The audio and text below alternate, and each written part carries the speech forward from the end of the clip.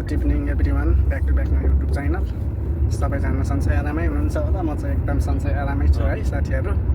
हामी चाहिँ आज दसैँ मनाउन आँट्यौँ। कतारा भन्ने ठाउँतिर यसो घुमघाम गर्न आँट्यौँ। अब चाहिँ रुम फर्किने बेला भएको अवस्था।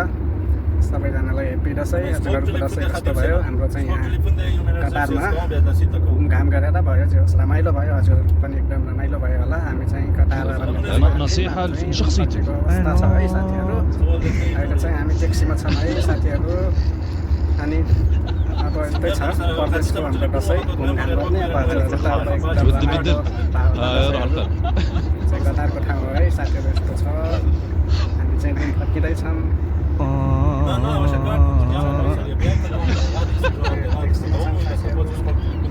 जाँदैछौँ रुम। अनि अब यस्तै राम्रो राम्रो भिडियो हेर्नको लागि चाहिँ लाइक गर्नुपर्ने हुनेछ। त्यसपछि म हजुरहरूलाई यस्तै राम्रो राम्रो भिडियोहरू लिएर आउने नै छु। कतार खाएर जस्तो खाएर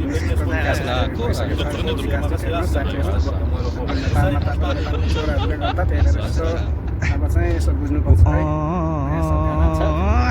दिने बेला को अलि राम्रो काम गर्छ भनेर यसो मासु भातमा नदिकेर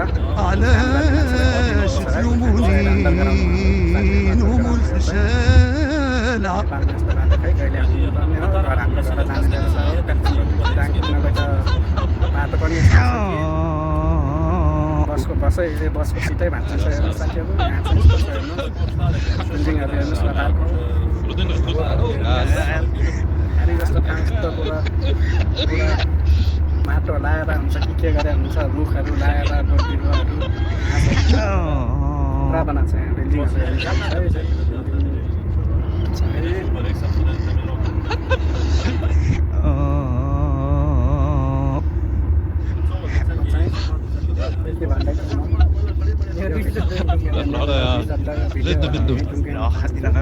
सबैजनालाई रमाइलो गर्न होला।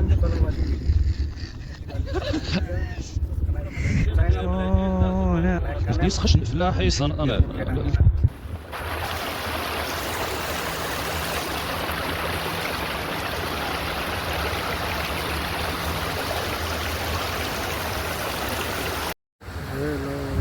ल है साथीहरू, यो चाहिँ कतारा भन्ने ठाउँ हो है साथीहरू। कतारा हेलो